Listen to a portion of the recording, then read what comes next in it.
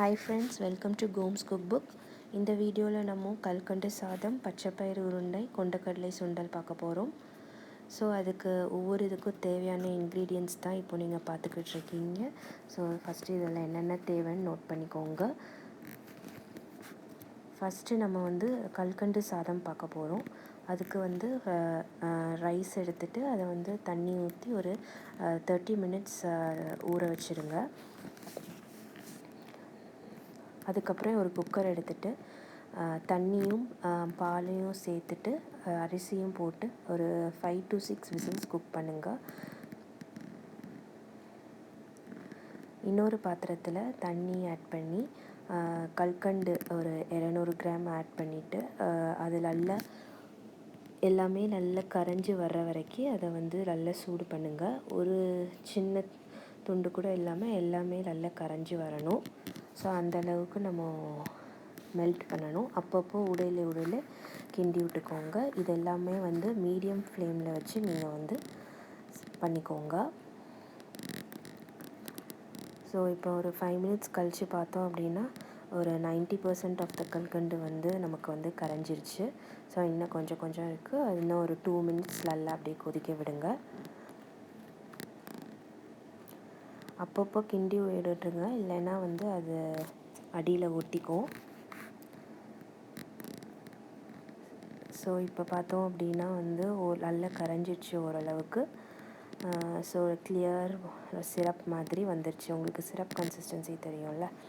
So இப்போ சாதமும் நம்ம குக் பண்ணியாச்சு. இதை நல்லா ஸ்பூன் வச்சு கிண்டி விட்டு மசிகிற அளவுக்கு கிண்டி விட்ருங்க. உங்களுக்கு குலைவாக பிடிக்காது அப்படின்னா சும்மா இந்த ஸ்டிர் பண்ணாமே நீங்கள் டைரெக்டாக நெக்ஸ்ட்டு ஸ்டெப்புக்கு போயிடலாம். இப்போது அந்த சுகர் கேண்டி சிரப் ஆட் பண்ணணும். அதுக்கு முன்னாடி நெய் ஒரு ஸ்பூன் விட்டுக்கோங்க. ஸோ தட் அடி பிடிக்காமல் இருக்கும்.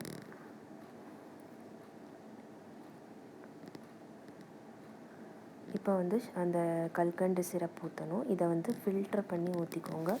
ஏன்னா சில நேரம் அதில் தூசிலாம் இருந்த கஷ்டம். ஸோ கண்டிப்பாக ஃபில்ட்ரு பண்ணிக்கோங்க. இதை நல்லா ஊற்றிட்டு நல்லா கிண்டி விடணும். அப்போ தான் கட்டிகள்லாம் இல்லாமல் உங்களுக்கு ஸ்மூத்தாக இருக்கும்.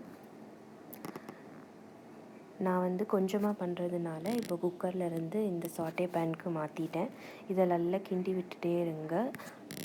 கொஞ்ச நேரத்தில் அது நல்லா கொதிக்க ஆரம்பிக்கும். ஸோ அதை நல்லா கொதிக்க விடுங்க.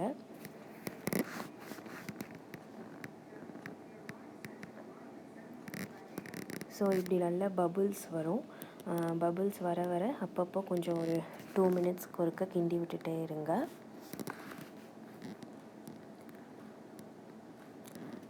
கிண்டும் போது அடி பிடிச்சிடாமல் ஸோ இதெல்லாமே ஒரு மீடியம் ஃப்ளேமில் வச்சுட்டு நீங்கள் பண்ணிட்டே இருங்க. இது நல்லா கிண்டிகிட்டே இருக்கணும். நம்ம பொங்கல் கன்சிஸ்டன்சி உங்களுக்கு தெரியும்ல. ஸோ அந்த மாதிரி வர்ற வரைக்கும் நீங்கள் ஸ்டிர் பண்ணிகிட்டே இருக்கணும்.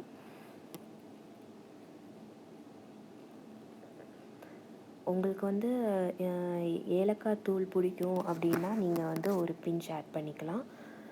அது கம்ப்ளீட்லி ஆப்ஷனல். நான் ஏலக்காய் ஆட் பண்ணல.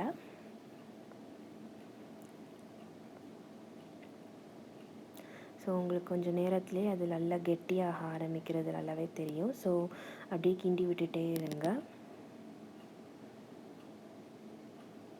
இப்போ ஓரளவு நல்லா ஆயிடுச்சு. ஸோ இந்த கன்சிஸ்டன்சி பார்த்துக்கோங்க. இந்த கன்சிஸ்டன்சியை ஸ்டாப் பண்ணிடணும். தென் இன்னொரு கடாயில் நெய்யும் ஆட் பண்ணி கேஷ்யூஸ் அண்ட் ரைசன்ஸ் வறுத்து அதில் ஆட் பண்ண போகிறோம். நம்ம இந்த கல்கண்டு சாதம் உங்களுக்கு கொஞ்சம் நேரம் ஆக கெட்டியாகும். ஸோ அந்த கன்சிஸ்டன்சியில் கரெக்டாக ஆஃப் பண்ணிவிடுங்க. ஸோ தட் ஆறினாலும் கரெக்டாக இருக்கும். ரைசன்ஸ் கொஞ்சம் அது குண்டுன்னு ஆகும். அப்போ தான் அது வதங்கிடுச்சுன்னு அர்த்தம். கேஷ்யூஸ் கோல்டன் ப்ரௌன் வர வரைக்கும் இல்லை லைட் ப்ரௌன் வர வரைக்கும் உங்களுடைய இஷ்டம் தகுந்த மாதிரி வதக்கி அதில் ஆட் பண்ணிடணும். ஸோ இப்போ அந்த கேஷ்யூஸ் அண்ட் ரைசன்ஸ் ரோஸ்ட் பண்ணதை நம்ம இதில் ஆட் பண்ணிவிட்டு நல்லா கிண்டி விட்டுருங்க.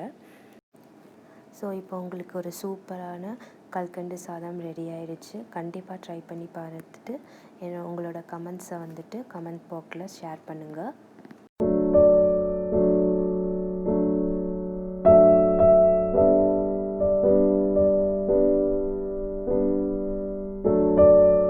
நெக்ஸ்ட் வந்து நம்ம பச்சைப்பயிறு உருண்டை பார்க்க போகிறோம். அதுக்கு ஃபஸ்ட்டு ஒரு கடாயில் வந்துட்டு ட்ரை ரோஸ்ட் பண்ணணும் பச்சைப்பயிரை. இது வந்து நல்லா வதக்கிட்டே இருக்கணும். இது வந்து ஒரு எப்படி சொல்கிறது, ஒரு ப்ரௌனிஷ் ரெட் ஒரு ரெட்டிஷ் ப்ரௌன் எப்படியோ ஒரு அது நல்ல கலர் உங்களுக்கு சேஞ்ச் ஆகிறது டிஃப்ரென்ஸ் தெரியும். இது வந்து நல்ல அந்த கலர் சேஞ்ச் ஆகிறதுக்கு எப்படியும் ஒரு 10 மினிட்ஸ் ஆகும். மீடியம் ஃப்ளேமில் நீங்கள் வந்து ரோஸ்ட் பண்ணிகிட்டே இருக்கணும். இப்போ பார்த்தாலே உங்களுக்கு தெரியும் லைட்டாக கலர் சேஞ்ச் ஆகிக்கிட்டு வருது. ஸோ கண்டினியூஸாக நம்ம வந்து வதக்கிட்டே இருக்கணும். அது கொஞ்சம் கொஞ்சமாக வந்து கலர் மாறுறது உங்களுக்கு நல்லாவே தெரியும். ஸோ இப்போ பார்த்தா ஒரு 90% ஆயிடுச்சு. இன்னும் 2 மினிட்ஸ் வச்சுக்கோங்க. ஸோ இது நல்லா ஆறினதும் பவுடர் மாதிரி அரைக்கணும். ரொம்ப கொரன்னு வேண்டாம், ரொம்ப ஃபைனாகவும் வேண்டாம். ஸோ கொஞ்சம் அந்த மாதிரி அரைச்சிக்கோங்க. நெக்ஸ்ட்டு வெல்லம் ஒரு 100 கிராம்ஸ் எடுத்து கொஞ்சம் தண்ணி ஆட் பண்ணிவிட்டு அது வந்து அந்த பீசஸ் எல்லாம் கரையிற மாதிரி நல்லா சூடு பண்ணி தென் அது கரைஞ்சதுக்கப்புறம் நல்லா ஒரு 1 மினிட் கொதிக்க விடுங்க. அது நல்லா நுரை மாதிரி பொங்கி வரும். ஸோ அந்த ஸ்டேஜில் நம்ம ஆஃப் பண்ணிடணும். ரொம்ப அதுக்கு மேலே ரொம்ப சூடு பண்ணாதீங்க. அது வந்து முருகிடுச்சு அப்படின்னா ஒரு மாதிரி ஸ்மெல்லும் அடிக்கும், உங்களுக்கு உருண்டையும் கரெக்டாக வராது. ஸோ இது அப்பப்போ கிண்டி விட்டுட்டே இருங்க. அந்த கட்டிகள்லாம் கரைஞ்சதுக்கப்புறம் ஒரு 5 மினிட்ஸில் வந்து நல்ல நுரை வர அளவுக்கு கொதிக்க ஆரம்பிக்கும். ஸோ அந்த ஸ்டேஜில் நம்ம வந்து ஆஃப் பண்ணணும். இப்போ வந்து நல்லா கொதிக்கிறது உங்களுக்கு தெரியுது. கிண்டி விட்டுக்கோங்க ஸோ தேட் அடியில் பிடிக்காது. ஸோ இப்போ உங்களுக்கு நுரை வர ஆரம்பிச்சிட்டு இப்போ அடுப்பை ஆஃப் பண்ணி மாற்றி வச்சுடுங்க. தென் இந்த பவுடரில் கேஷ்யூஸ் ஆட் பண்ணணும். இங்கேயும் வந்து ஏலக்காய் தூள் ஆப்ஷனல், நான் ஆட் பண்ணலை. தென் கீ ஒரு ஸ்பூன் ஆட் பண்ணிக்கோங்க. இப்போது நம்ம வச்சுருக்க அந்த வெள்ளைப்பாகை கொஞ்சம் கொஞ்சமாக ஆட் பண்ணி இதை நல்லா கிண்டி விடுங்க. மொத்தமாக ஆட் பண்ணிட்டோன்னா நமக்கு வந்து கொலன்னு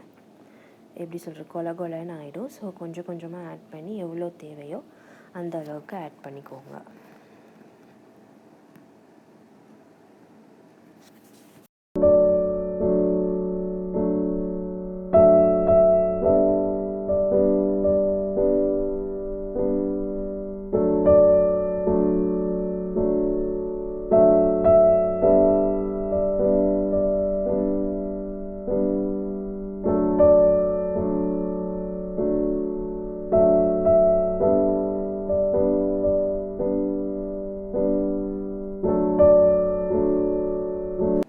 ஸோ இப்போ நல்லா கையை வச்சு வந்து நல்லா மிக்ஸ் பண்ணுங்கள். ஸோ தேட் நமக்கு வந்து அது நல்லா உருண்டை பிடிக்கிற மாதிரி கன்சிஸ்டன்சிக்கு வந்துடும். ஸோ நீங்கள் நல்லா பிசையும் போதே பார்த்தீங்க அப்படின்னா அது நல்லா எல்லாமே சேர்ந்தாப்பில் வந்துடும். ஸோ அது எல்லாத்தையுமே நம்ம மிக்ஸ் பண்ணி ஒரு இந்த மாதிரி ஆக்கிடணும். தென் இதிலேருந்து குட்டி குட்டி பால்ஸாக நம்ம பிடிச்சி வச்சிட்டோம் அப்படின்னா வந்து அவ்வளோதான், முடிஞ்சிடுச்சு.